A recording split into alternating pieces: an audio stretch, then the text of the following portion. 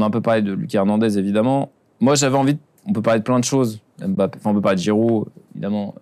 Qui doutait qu'Olivier Giroud allait planter 2 buts contre les Australiens de la tête? Pas moi. Donc illégal Thierry Henry. Illégal Thierry Henry. Qui l'eut cru il y a quelques années, franchement.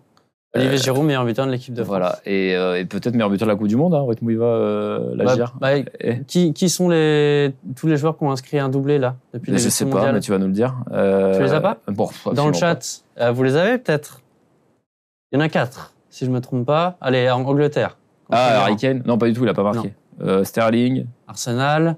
Saka. Équateur. Ah, j'ai pas du tout regardé. Ener Valencia.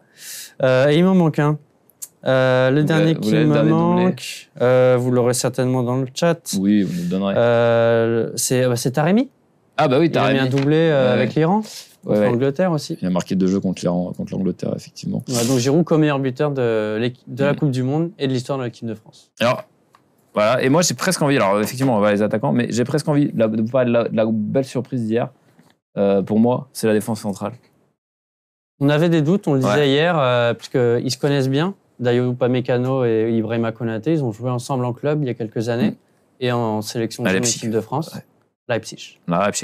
Et hier, ça a plutôt pas mal marché. Alors, il y a un adversaire en face qui est d'une qualité limitée. Ouais. C'est vrai qu'ils jouaient contre des joueurs de cricket. Mais ils ont fait leur match. Ils ont fait leur match et surtout ce qu'on a apprécié et ce qu'on avait un peu oublié, je trouve, avec la défense centrale habituelle, entre guillemets, c'est la prise de risque à la relance. On avait 2 défenseurs qui avaient envie de casser des lignes, et Upamecano, qui a des stats de barbare. Si tu veux, je te laisse les citer. Upamecano hier, déjà au niveau des duels, ils ont bien répondu présent. Upamecano c'est 8 sur 9 et Konaté c'est 7 sur 7. Upamecano, pour revenir à lui, c'est 87 passes vers l'avant. 130 ballons touchés, c'est énorme. Hein. C'est ça. Et au total, c'est 114 passes, 95% de réussi. Upamecano, c'est une vraie belle surprise. Il est très fort avec le Bayern, en tout cas, mais en bleu, il était souvent passé à travers. Enfin, en tout cas, il avait des grosses absences. Alors, hier, encore une fois, c'est l'Australie, tout ça, on va revenir dessus. Mais globalement, il y a une place à prendre à côté de Varane, qui va revenir, j'imagine. Voilà, hier, il n'a pas joué, mais je pense que Varane, à 100%, il le met sur le terrain. Surtout que samedi, c'est le Danemark, voilà, donc on peut vraiment avoir besoin de lui. Donc, globalement, je pense que Upamecano va marquer des points pour être celui qui est à côté. Et surtout, pour peut-être prendre en charge la relance, parce que Varane, Aldo Sarri, Dylan, non, il a marqué le 2e but, mais c'est pas lui qui égalise contre les Argentins hier. Varane, ça fait quand même bien 10 ans qu'il a plus pris un risque à la relance. Parce que c'est quelque chose qu'il faisait très bien en début de carrière. Il est devenu un peu plus, on va dire, conservateur avec l'âge. Et hier, on a vu des défenseurs, des centraux qui prenaient des risques et qui ont créé plusieurs brèches comme ça. Et c'était intéressant. C'est peut-être la nouveauté qu'on a vue hier dans le jeu des Bleus. Voilà, parce que pour le reste, on a vu Kylian, Dembélé, ça a bien fonctionné. Bon, voilà, on marque 4 buts, on va pas commencer à dire ah là là.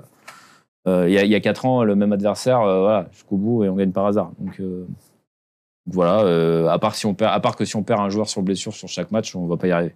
Voilà. Sachant qu'on en perd aussi à l'entraînement entre les deux. Va falloir que ça s'arrête un moment. En parlant de la défense, on l'a pris de gauche à droite. À droite, il reste Pavard. Hier, c'est peut-être le joueur qui a le moins répondu présent, et notamment sur le premier but de l'Australie. La distance qu'il laisse avec l'Australien. Alors, et surtout le manque d'implication dans son repli. Effectivement, c'est moins la distance que le fait de se tromper de mec et de se dire tiens, le mec qui est derrière moi, je sais même pas qu'il existe. Ça reste une erreur qui à ce niveau est gravissime. C'est-à-dire que vous faites ça en jouant le dimanche, vous vous faites pourrir. Surtout qu'il y va au petit trot, quoi. Ouais, et comme quoi le second poteau Pavard, il y a des fois ça fonctionne moins bien. C'est vrai que c'est un peu le maillon faible. En même temps, ça fait 3 ans qu'on dit ça. Koundé a eu quelques minutes hier. Et c'est vrai que Didier Deschamps, alors qu'on est tout le génie, il y a le machiavélisme de Deschamps, pour éviter le débat, il n'a pas pris d'autre arrière droit. Du coup, il a pris Koundé, qui est arrière droit comme moi, à peu près, dans la vie.